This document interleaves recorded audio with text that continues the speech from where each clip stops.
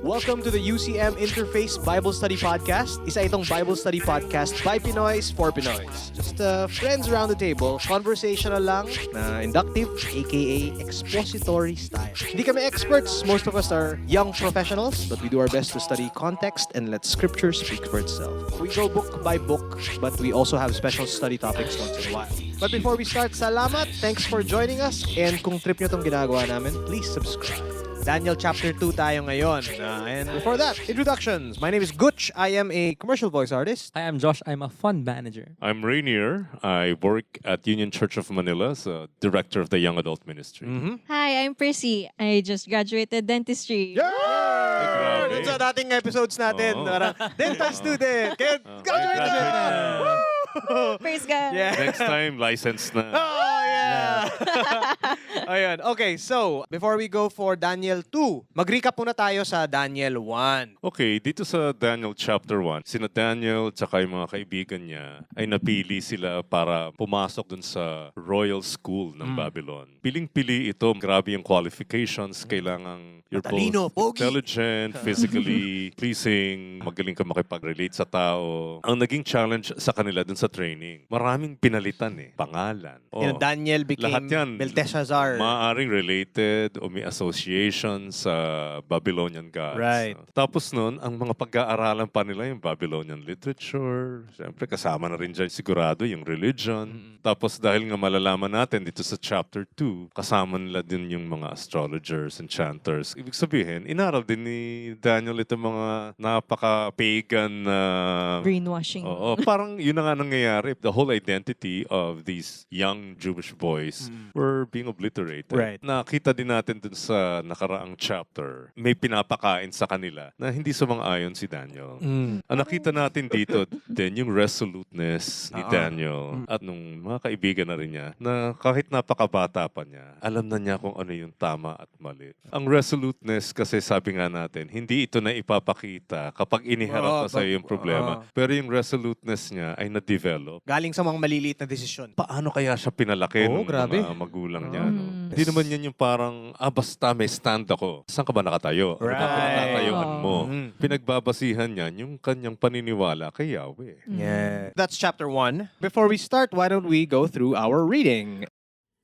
Daniel 2. In the second year of the reign of Nebuchadnezzar, Nebuchadnezzar had dreams. His spirit was troubled, and his sleep left him. Then the king commanded that the magicians, the enchanters, the sorcerers, and the Chaldeans be summoned to tell the king his dreams. So they came in and stood before the king, and the king said to them, I had a dream, and my spirit is troubled to know the dream.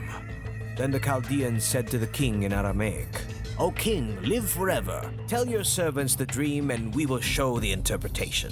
The king answered and said to the Chaldeans, The word from me is firm. If you do not make known to me the dream and its interpretation, you shall be torn limb from limb, and your houses shall be laid to ruins. But if you show the dream and its interpretation, you shall receive from me gifts and rewards and great honor. Therefore, show me the dream and its interpretation.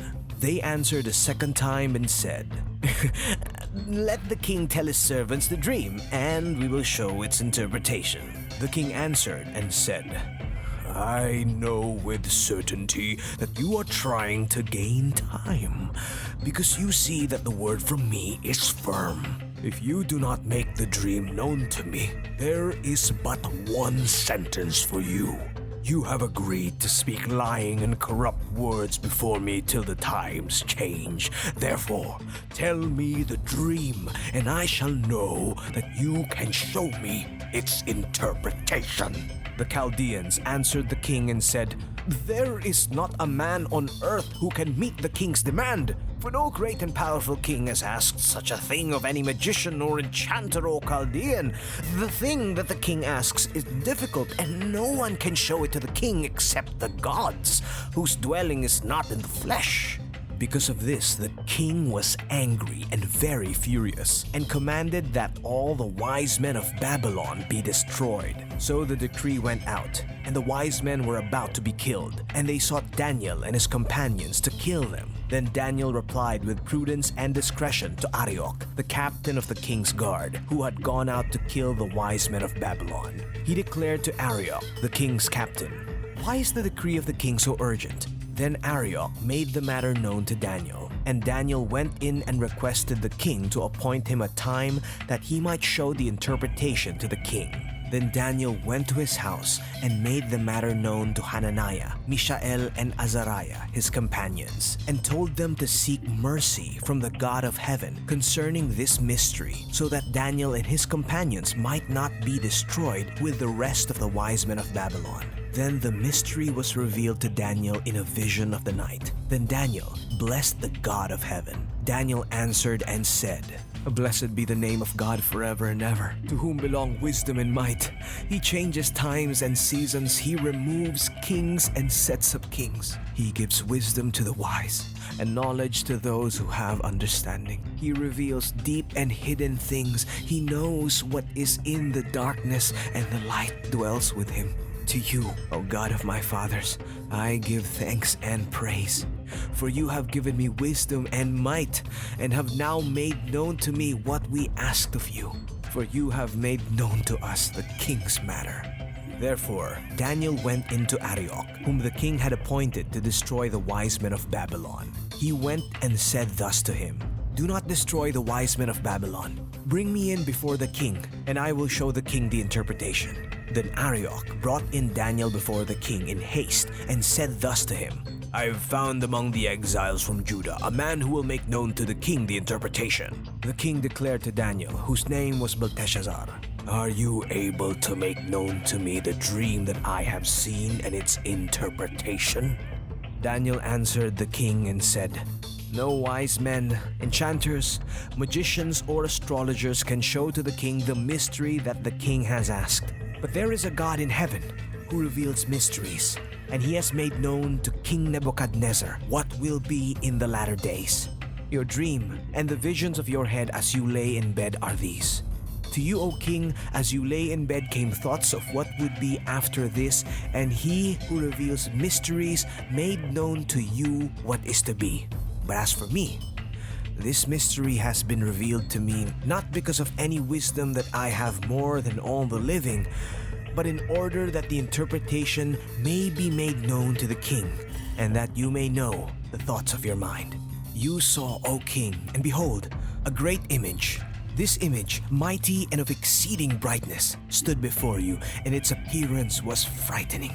The head of this image was of fine gold, its chest and arms of silver, its middle and thighs of bronze, its legs of iron, its feet partly of iron and partly of clay. As you looked, a stone was cut out by no human hand, and it struck the image on its feet of iron and clay and broke them in pieces. Then the iron, the clay, the bronze, the silver, and the gold all together were broken in pieces and became like the chaff of the summer threshing floors, and the wind carried them away, so that not a trace of them could be found. But the stone that struck the image became a great mountain and filled the whole earth. This was the dream. Now, we will tell the king its interpretation. You, O king, the king of kings, to whom the God of heaven has given the kingdom, the power, and the might, and the glory, and into whose hand he has given wherever they dwell the children of man, the beasts of the field, and the birds of the heavens, making you rule over them all. You are the head of gold. Another kingdom inferior to you shall rise after you, and yet a third kingdom of bronze, which shall rule over all the earth. And there shall be a fourth kingdom, strong as iron, because iron breaks to pieces and shatters all things. And like iron that crushes, it shall break and crush all these. And as you saw the feet and toes, partly of potter's clay and partly of iron, it shall be a divided kingdom. But some of the firmness of iron shall be in it, just as you saw iron mixed with the soft clay. And as the toes of the feet were partly iron and partly clay, so the kingdom shall be partly strong and partly brittle. As you saw the iron mixed with soft clay, so they will mix with one another in marriage, but they will not hold together, just as iron does not mix with clay. And in the days of those kings, the God of heaven will set up a kingdom that shall never be destroyed, nor shall the kingdom be left to another people. It shall break in pieces all the kingdoms and bring them to an end, and it shall stand forever. Just as you saw that a stone was cut from a mountain by no human hand, and that it broke in pieces the iron, the bronze, the clay, the silver, and the gold. A great God has made known to the king what shall be after this. The dream is certain, and its interpretation sure. Then King Nebuchadnezzar fell upon his face and paid homage to Daniel, and commanded that an offering and incense be offered up to him. The king answered and said to Daniel, Truly your God is God of gods and Lord of kings, and a revealer of mysteries, for you have been able to reveal this mystery. Then the king gave Daniel high honors and many great gifts, and made him ruler over the whole province of Babylon, and chief prefect over all the wise men of Babylon. Daniel made a request of the king, and he appointed Shadrach, Meshach, and Abednego over the affairs of the province of Babylon. But Daniel remained at the king's court. Ano nung nangyari sa chapter 2 naman? Anong chunks natin? This is a very long chapter, 49 mahaba verses. ito. Pero unahin natin dito is sa verses 1 to 13, yung the king had a disturbing dream. Okay. Tapos niyan, sa 14 to 23, Had a kung bad paano dream. na ipakita o na-reveal yung pangarap, hindi pangarap, panaginip. Panaginip ng hari. Iba yung pangarap eh. Pangarap. Aspiration yun eh. Ang aspiration niya, maghari habang buhay. But that of course is not gonna happen. Tapos dun sa panghuli, 24 to 49, ito na yung interpretation ng dream. So na saying nakita what the na dream natin. is, tapos yung interpretation Yeah. by Daniel. Tapos pagkatapos, sa dulo, yay! Promoted. You think Yeah. it's happy ending? I'm not sure. Pero isipin lagi natin dito sa Book of Daniel, the overarching theme is the sovereignty of God. Right. Nakita natin yan sa chapter 1. Sinabi, Nebuchadnezzar, king of Babylon, came to Jerusalem and besieged it. Pero biglang verse 2, and the Lord delivered Jehoiakim, king of Judah, into his hand. Akala natin ang kumikilos si Nebuchadnezzar. Actually, no. It's God moving. Verse 9 ng chapter 1, God had caused. Verse 17, God gave knowledge and understanding. Ang kumikilos, Diyos talaga. Right. Makikita na naman natin yan sa chapter 2. That's actually in every page Yep. of this book. Yung, that theme Across of God's the whole sovereignty. Daniel. Okay. Simulan na natin itong First pag-aaral natin. Sa Okay. verses 1 to 13, dito nagkaroon ng isang very disturbing dream. Pero bago natin tunghayan yan, meron tayong dapat ma-resolve muna dito. There's a chronological note here. Ano ba yung sinasabi sa verse 1? Kung kailan naganap to? In the second year of the reign of Nebuchadnezzar. Okay, second year nung reign ni Nebuchadnezzar, nung nagkaroon siya ng isa o Dream. maraming panaginip. Dreams nga. Plural. Maraming panaginip. But it Yeah. happened on the second year of his reign. Ito, we're just geeking out here. Kasi medyo meron tayong problema dun sa chronology ng events. Kasi sinabi rin sa verse 17 na meron ng sariling bahay itong si Daniel. Itong mga enchanters, astrologers, etc. Meron din kanya-kanyang mga bahay na itong mga to. If you have your own house, hindi ka na nakatira sa palace, at sa simula ng chapter 1, sinabi doon na parang 3 taon silang So magte-training. baka graduate na siya by Bakit then. second year pa lang nung reign? Anto, may advanced placement exam na ipasa pa si Daniel. Ang dapat lang nating intindihin dito, how they reckon time. Halimbawa, yung the first year of Daniel's training was the year of accession ni Nebuchadnezzar. Sabihin, yun yung taon na naging hari siya. Ang second year ng training is considered the first year. So the last year of training, graduation, ito na yung simula ng second year ni Nebuchadnezzar kung kailan nagkaroon siya ng maraming panaginip. Okay. Para lang ganito yan eh. O kung meron kayong mga kaibigan na Koreans, pag tinanong nyo siya kung ilang taong ka na, sabihin nila, Korean age. Iba kasi ang Korean age. Ang Korean age is the year you were conceived. That's your first year. Di ba tayo, pag Pinanganak na. pinanganak na, Zero. tapos Parang ganun eh. zero yun. Tapos isang taon ka na kung pumata ka na dun sa the day you were born.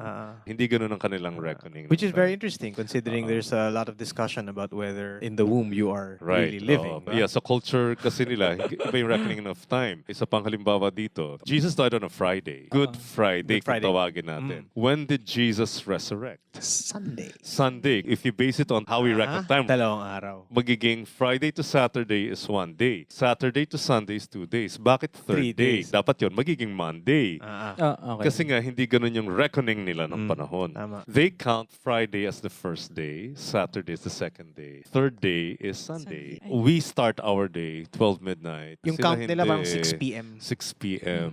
So iba, importante lang malaman natin, teka, bakit second year? Di ba dapat 3 years yung second year pa lang to na Nebuchadnezzar? Anyway, so balikan natin yung kwento. Ilang panaginip ito? Marami. Maraming beses siyang nanaginip. Pero parang pare-pareho kaya yung panaginip? He says in verse 3, I had a dream. So it might be the same dream. Baka nga pare-pareho. The same over dream and over na again. paulit-ulit. So this could be a recurring dream. Ilagay niyo yung sarili ninyo sa pwesto ni Nebuchadnezzar that you have been dreaming of exactly the same thing. I don't have an experience na ganun, but I have a really good friend. Yung recurring dream niya for a long time, years, kinakain siya ng shark. Oh. Paulit-ulit. Years. Can you just imagine having this recurring dream? Ano mararamdaman mo? Stress. Oh, grabe. Hindi siya random. Kasi, di ba? Paulit-ulit, Paulit-ulit. oo. And very detailed. At saka kapag ganun, parang iisipin mo, anong mensahe nito? Anong gusto ipahiwatig nitong panaginip na ito sa akin? Kaya anong naging solution niya sa verse 2? Pinatawag yung mga Magician, enchanters. Pinatawag niya lahat yon. Sa verse 4, unang sinabi ng mga enchanters na to, sabi nila, ano yung dream? Pero anong sabi ng hari? Kailangan sabihin mo rin sa akin kung ano yung dream. Sabihin niyo muna sa akin kung ano yung dream, tapos i-interpret ibig niyo na rin. sabihin. Para namang kakaiba to. Bago kayo mag-interpret, sabihin niyo muna sa akin kung ano yung napanaginipan ko. Bakit naman napakahirap? Kung gusto mo lang naman malaman yung interpretation, Sabi mo na lang yun. sabihin mo na Oo. lang. Bakit sa pagkakataong ito, hindi ganun ang sistema niya. Parang prof sabihin na, mag-exam tayo. Mag-exam tayo, hulaan nyo kung anong nasa isip ko at sagutin ninyo. Bakit ganun? Remember, this is a recurring dream. It's probably the same dream na paulit-ulit niya napapaginipan. Parang supernatural. Ano ba talaga ang mas madali? Level 100 Mas wizard. madali yung Hulaan interpretation. mo ba kung ano yung napanaginipan ko o yung interpretation? Yung interpretation, mas madali. Interpretation. Bakit mas madali yung interpretation? You can make up things naman eh. Pwede mong lusutan yun eh. Ang hindi mo kayang lusutan dito ay sabihin mo sa akin kung ano yung napanaginipan ko. So therefore, that would prove what? Yung galing nila, I don't know. Doon mapapatunayan kung gaano silang kahusay talaga. Kasi kung kaya mo rin lang naman sabihin sa akin kung ano yung napanaginipan ko, ano ba naman yung interpretation? Magagawa mo yan, di hamak. Ganitong kaimportante para sa hari malaman kung ano yung kahulugan ng panaginip na to. Hindi ko kailangan dito yung basta-basta lang na Mambobola. o tatawag mo lang yung kung sino-sinong psychic. Hindi nang kailangan ko dito, I need an expert. Ngayon, pag hindi rin lang kayo expert, mamatay na kayong lahat. Diba? So ano nga ba yung parusa kapag...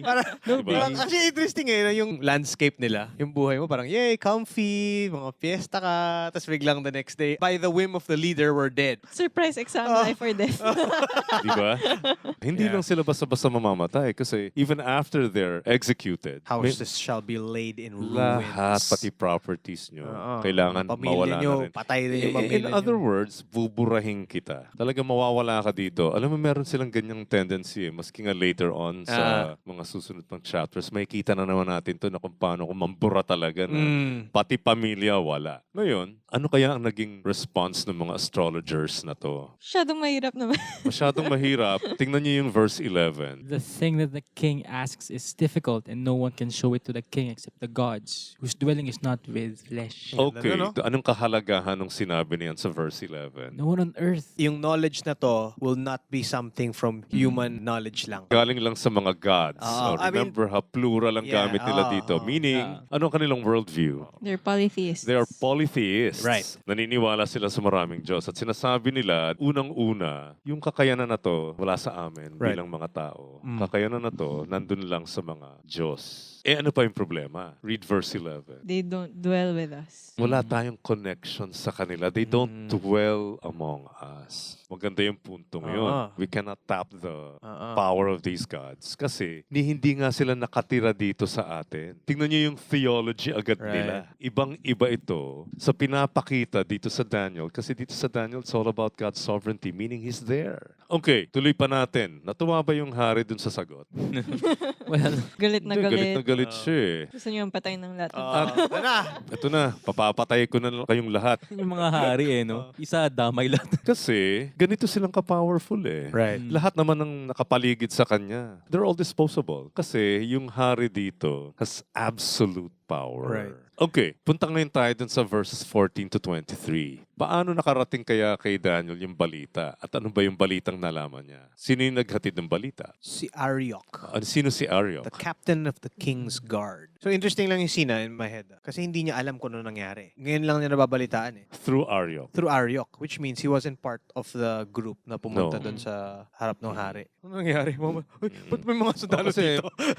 fresh grad lang itong si Daniel. eh. So sigurado ang mga pinatawag, medyo may matataas ng Tenure, katutunan. resident na. Oo. Specialized na. Ah. Parang med school lang ano. Pero si Daniel, kagagraduate lang. Hindi na... Wala sa radar. No, wala sa radar niya. Pero nakarating pa rin yung balita through Arioch. Pero ano yung unang ginawa ni Daniel nung natanggap niya yung balita? Verse 14. He replied with Oo, prudence and and discretion. Ibig sabihin, kinausap agad niya. Pero paano?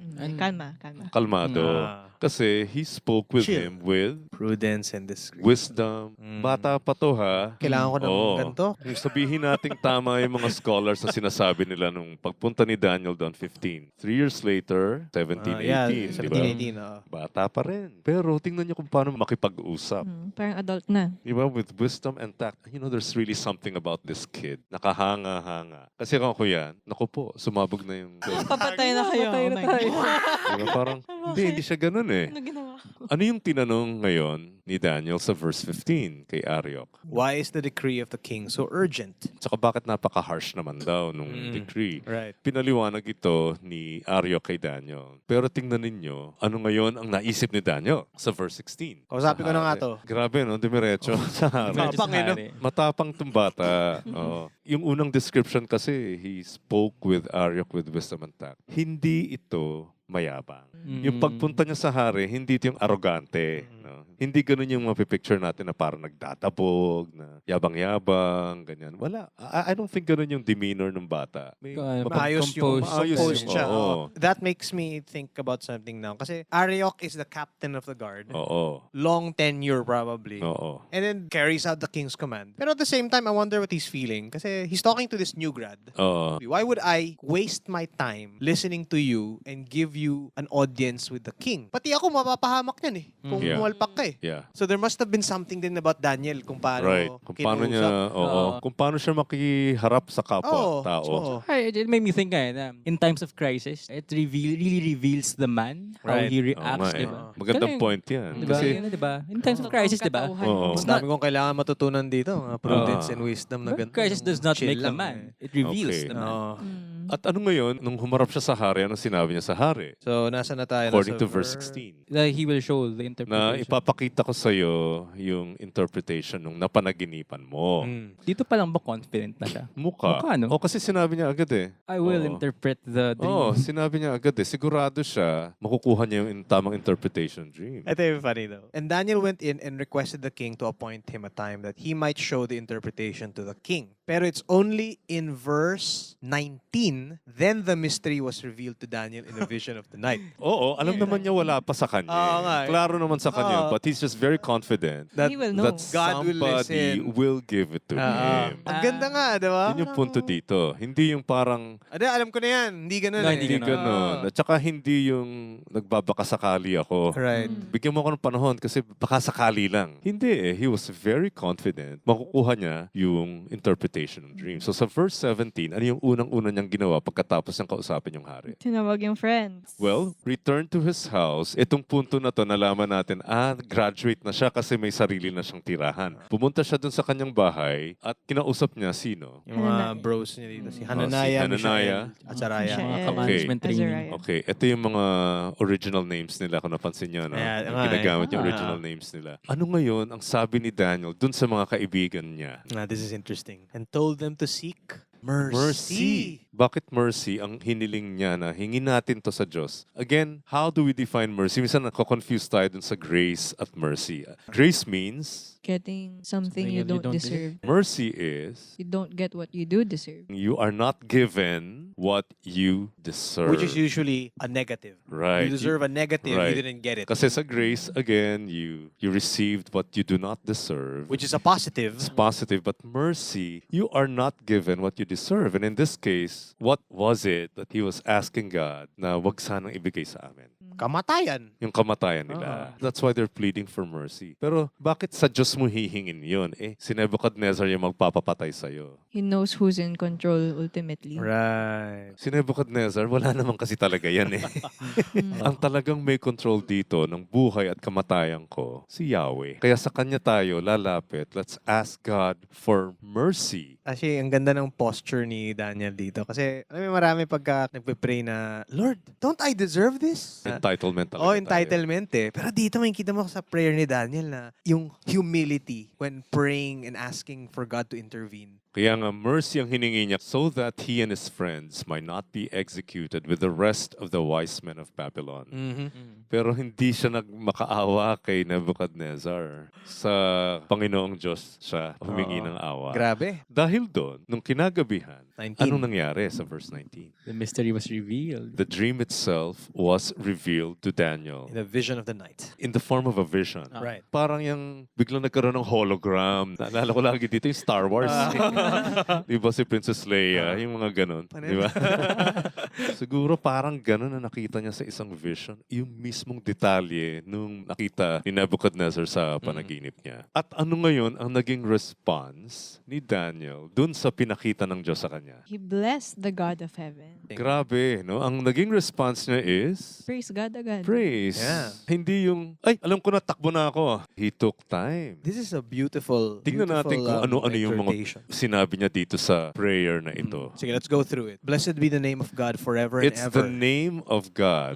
Walang iba. He's acknowledging that There's only There's one only God. one. there's only one God and He reigns forever. siya ang may control ng lahat. Again, the theme about sovereignty, andito na naman. Right. And to Him, to His name, belong wisdom and might. Okay. Yung revelation na ito ang nagpapatunay that this God is the God of wisdom. Right. And very powerful. Tingnan mo itong situation ni Daniel. Isa siyang exile. Hindi yan ang ideal na situation for a Jew. Dapat nandun ka sa Judah, nandun ka sa pamilya mo, sa bahay mo, etc. Yes. Tapos naglilingkod lang kayong lahat sa Diyos. Pero iba yung sitwasyon dito Pero nagbago ba yung tingin niya sa Diyos? Still the same. It's still the same. Baka nga tumatag pa Kasi ngayon, he's put in a different setting. His faith now in Yahweh is being challenged. Pero ang ganda pa rin ng pagkakilala niya sa Diyos. Ano pa yung sinabi niya dito sa verse 21? Kasi ito yung sobrang gustong-gusto ko. Paano talaga kaya ito. na-demonstrate yung sinasabing power ni God dito?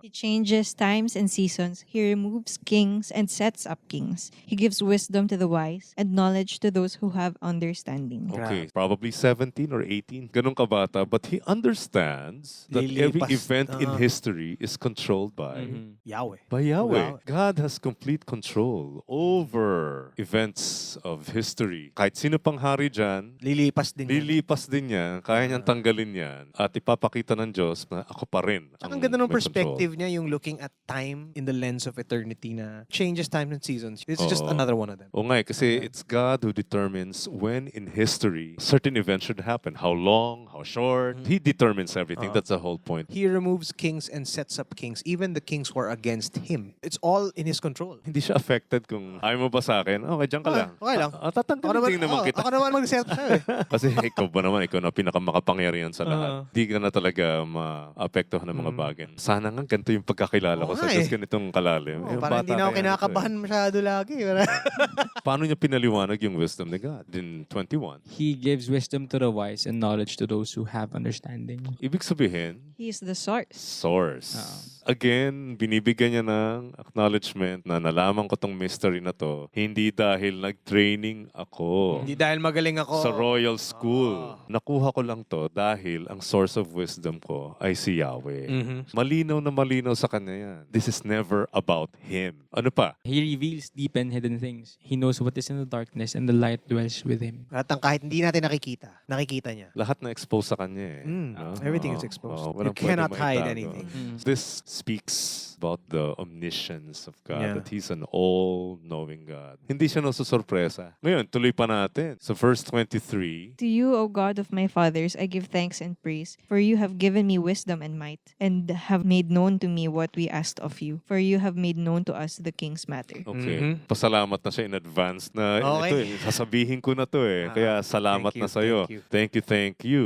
Natuwa ako dito sa kanyang description. God of my ancestors. Ano kayang kahalagahan ng phrase na yon? It shows how he's been faithful. May history ka na sa amin eh. History of faithfulness. Yung mga kwento pa ng mga lolo namin mula pa kay Abraham. Nalala ko tuloy yung song na dakila ka mula pa sa ugat ng aking lahi. Oh, that's such a good Grabe. line. That's such a good line. Ugat ng aking lahi. Tamis.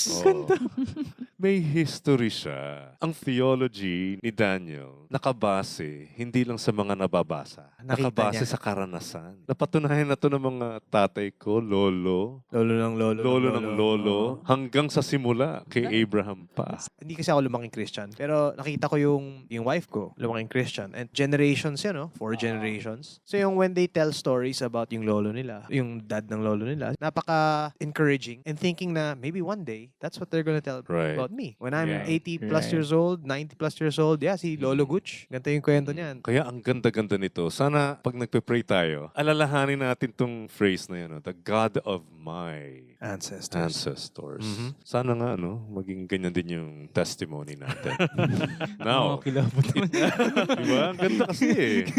Kasi tinutuloy mo yan eh. Tinutuloy mo yung kwento. Diba? Down the generations. The bigger picture. It's not just Oo. about you. Yeah. Right. Puntahan na natin yung last portion ng ating study, the revelation ng dream and the interpretation, verses 24 to 49. Pinuntahan nga niya si Ariok, sabi niya, pwede ko nang sabihin, kaya please, do not execute the wise men. Dalhin mo na ako dun sa hari, ibibigay ko na yung interpretation. Dinala naman siya ni Ariok sa hari, tapos paano yung introduction ni Ariok sa verse 25? Ariok brought in Daniel before the king in haste. Madalian to. Siguro si Ariok concerned din dun Oo sa nga eh. mga servants. Oo. Parang ko ayaw niya siguro gawin din eh. Oo, wag naman. Kilala ko yung mga to eh. Oo, kaibigan Kaibigan ko yung mga to, papatayin ko sila. So somehow, baka nagkaroon din ng pag-asa si Yeah. Ariok. Paano yung introduction Can you niya read? kay Daniel? And I have found among the exiles from Judah a man who will make known to the king the interpretation. Okay. Ulitin natin ano yung description? I have found among the exiles. Exiles. Isa lang to dun sa mga nakakababa. Yung ma-disappoint ka.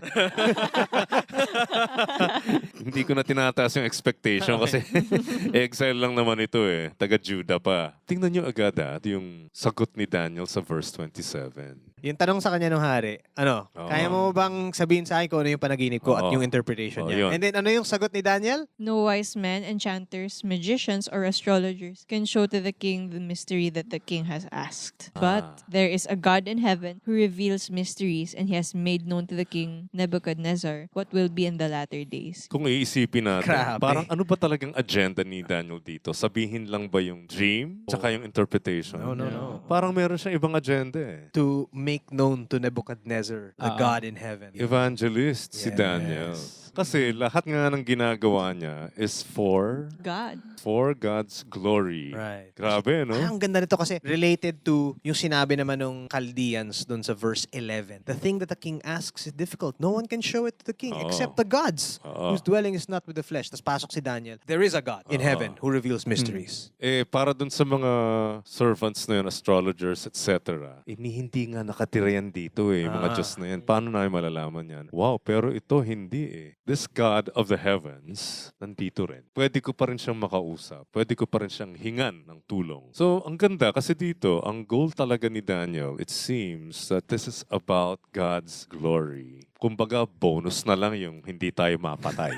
It would be cool if we don't die. But it's for the glory of God. Oo. Sabi nga dun sa Psalm nung 115 verse 1, not to us, O Lord, not to us, but to your name be the glory. Sa 1 Corinthians 10:31, whatever you do, For the glory of do God. it all for the glory of God. And even says, it's not because of any wisdom that I have more than the living. Right. It's not me. It's this God. That's true. It's my God who will reveal it to you. So yung humility na yun. Right. Diba? It's never about him. Pointing Never to God about lagi. him. Laging si God. Okay, so yung dream na. Tingnan na natin kung ano nga ba yung dream. O sige, let's describe kung ano yung nakita. So merong This image, mighty and exceeding of brightness, stood before you, and its appearance was frightening. Okay, so scary. Malaki to eh. Scary, Tapos, yung ulo daw ay Gawa sa gold. gawa sa Gold. ginto. Yung chest and arms, Silver. silver. Tapos yung chan hanggang dun sa thighs. Bronze. Bronze. Okay? Tapos yung kanyang hita hanggang paa. Iron. Partly of clay yung paa. Oo, parang may halo, no? May May halo. clay, merong... Pagkatapos, may nangyari. May Meron bato. daw. Meron isang malaking Kolosal. bato na inukit kung saan at hindi kamay ito ng tao. So, if it's not done by a human being, anong suggestion? It's someone divine. Divine, Okay. yeah. So, okay. yung bato anong na to- ginawa? Tinamaan yung... Paa. And sinira ito. Yung paa, medyo siya yung pinaka mahina eh. Kasi may clay. Right. At saka kung papansinin ninyo, nagsimula sa gold, Nag-downgrade. parang nag-downgrade yung value ng metal. Pababa ng Diba? pababa. Tapos ito pang bato na to, tinira pa yung paanan. Ano nangyari doon? Bumagsak ang lahat. Naturog lahat. Ah. Became like chaff. in Ano yung floors. chaff? Kumbaga sa atin, ito yung ipa. Yung mga ipa-ipa na yan, yan yung madaling tangay Wala, ng wala hangin nang eh. value. Oo, wala na. Tsaka madaling hipa na ng hangin. Right. Nakakatawa lang na parang biglang nag-disintegrate. Oh, Alam mo yun? nag-disintegrate into something of no value. Hindi lang siya broken piece. Well, kasi parang biglang, malaking statue. Parang maganda nga siguro tingnan ito eh, no? Kaya lang, nawasak. imagine Tapos- gold disintegrating. Oo, hanggang sa hinipa ng hangin and Not a trace of them Wala. could be found. not a trace. Wow. Pero yung Pero bato, yung bato, naging bundok Great na, Filled the Pinuno whole yung earth. mundo. wow, it's a mountain that filled the entire it's a earth. very specific dream. Hindi pwede bula-bula ito. Oo, oo. Yung mga- Yung kaninang sinasabi ko about a shark. habang nakikinig siguro yung hari dito, ano kayo nararamdaman ng hari? Sakto to! Mind blown. Jaw drop. Paano mo nalaman lahat yan? Anong meron ka? Pero nilinaw niya yun eh, para isipin agad ng hari, hindi to galing sa akin galing to kay Yahweh. It's not my wisdom. Ngayon, sasabihin na niya yung interpretation. So now this is from verse 36. Oh. First, I really like this verse. Sa 37, You, O King, the King of Kings, to whom the God of heaven has given the kingdom, the power, and the might, and the glory. Grabe tong statement na to, You're talking to the head of the kingdom, and you're telling him na, just so you know, yung lahat ng power mo, hindi sa'yo yan talaga eh. Binigay lang sa'yo yan ng God na kilala ko eh. That's all from Yahweh. Matinding political statement siya. Yes. Tapos, di ba may risk na patayan na Pero, dahil nasabi niya yung detalye ng dream, medyo mapapaisip yung hari. Na parang, wow. Oh, sino ba yan? Seryoso to. And so now, ano yung interpretation? Verse 38, makita natin sa dulo na sinabi niya that, You, king.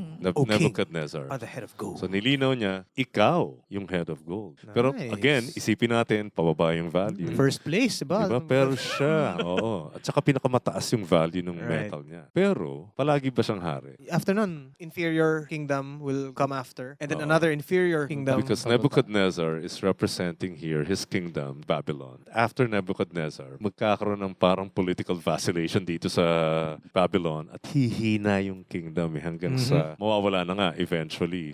Pero, kasing majestic, glorious ba? Hindi, inferior. Hindi, inferior na nga eh. Kasi silver na nga lang ito eh.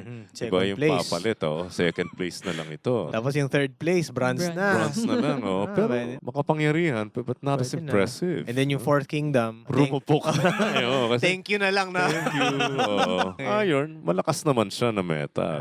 Kaya lang, may Hindi siya clay eh. Tsaka yung value, hindi ganun kasing taas yung tatlong nauna. Tapos, dito sa verse 41, this will be a divided kingdom. So yung Medyo stability, grandness, bababa. And then bababa. Hindi rin siya ganun kalakas. Homogeneous. Solid, Oo. Kasi nga, May halo na clay. so the people, sabi sa verse 43, will be a mixture and will not remain united any more than iron mixes with clay. Mukhang magwawatak-watak eventually. Sabihin ko na ngayon yung traditional view, no? Okay. Siyempre yung gold, we know that's Babylon. And what's after Babylon? Persia. Dalawa sila, Persians and the Medes. Joint forces sila eh. Panahon nila Xerxes Panahon sa 300. Right, right. And also, dun sa kinover natin before sila Esther. After the Persians and Medes, sino? Greece. Greeks. Oo, The so this Greeks. is the Greek Empire. So this is the panahon ni Alexander the Great. Oh, after the Greeks, The Romans. Roman Empire. Right. Julius Okay. Caesar. So that's a traditional view and I subscribe Yeah. to that view. Mukhang tama naman siya. Alright, tingnan ninyo yung verse 44 kasi bibigyan niya ng closing itong kwento eh. Nung panahon ng mga to, ng mga haring ito, may gagawin ng Diyos. So this is the part na, di ba yung sa dulo ng May vision, rock. may rock.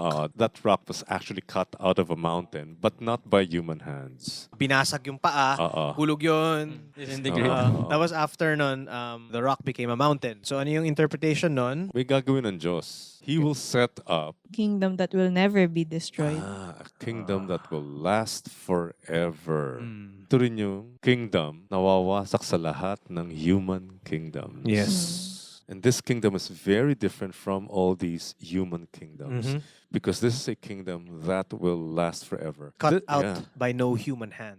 Exactly. Not by man's effort. Makikita na natin dito yung contrast agad eh. Human power versus divine power. Siguro sa puntong to, hindi pa alam talaga ni Daniel yung mga detalye. But what's certain is that God will put up His own kingdom and this kingdom will last forever. The dream is certain and the interpretation sure. Ngayon, ano yung naging response ng hari? So now it's verse 46. He fell on his face and paid homage to Daniel and commanded that an offering be offered up. Ano kayang ibig sabihin ng gesture na yon? Super in awe siya sa nangyari. Sa nireveal sa kanya. Oo. They also, when you offer incense It's for to a person. sacrifice eh. For the gods. Parang ganyan yung dating eh.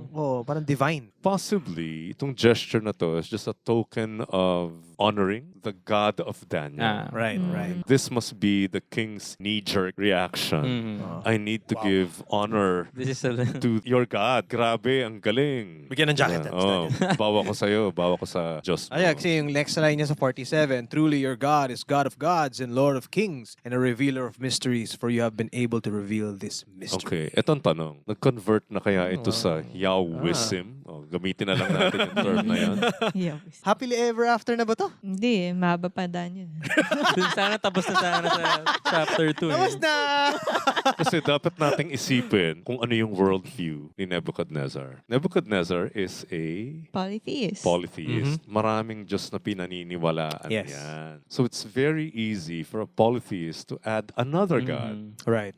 to his pantheon of gods. Naalala ko nga kasi nung may ministry pa ako masking sa UP Los Baños, yung mga South Asian friends. Siyempre, pagdating nila sa Pilipinas, na-introduce sila sa Roman Catholicism. Magugulat ka, no? Minsan meron niyang altar sa bahay nila. Meron sila yung mga, the usual pictures ng mga Hindu gods like Sri Ganesh, yung God with the elephant head, Yeah. Durga, yung goddess na maraming kamay. Tapos biglang sa katabi nun, may litrato ng Sacred Heart of Jesus. Madali sa kanilang ipasok yan eh. Madali silang magdagdag ng iba't iba pang Diyos. He's just one of many. Respetuhin niya yun. Lalo nasa Pilipinas sila eh. Pero hindi nangangahulugan that he or she became a follower of Christ. Right. Naging kasama lang sa collection. Right. So ano ngayon ang naging reward? Promotion. At binigyan pa ng maraming regalo. Regalo. Diba? Tapos, territory. Goodness. Ang bata-bata nito. Bakit siya na-promote? Si Nebuchadnezzar kaya talaga nag-promote o nagbigay ng promotion na to. From his prayer, diba? Yung this God who sets up kings. Any promotion is really from God. Right. Yes, si Nebuchadnezzar ang nag-promote sa kanya. But ultimately, it was God. At ano pa, meron pa siya mga dinamay.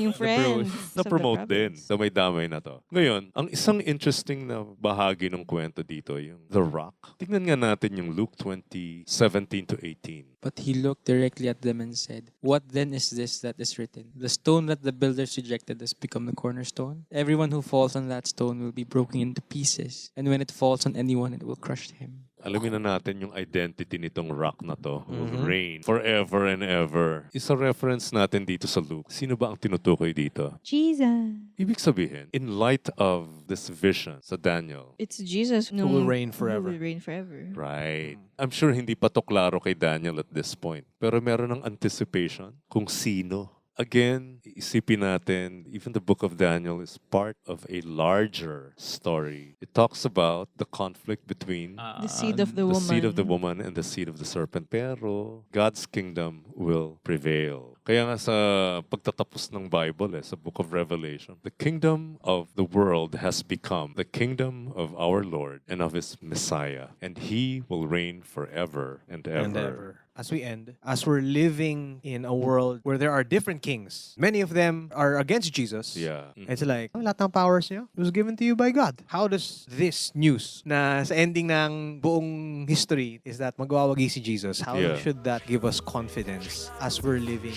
in Babylon Mm-hmm. now?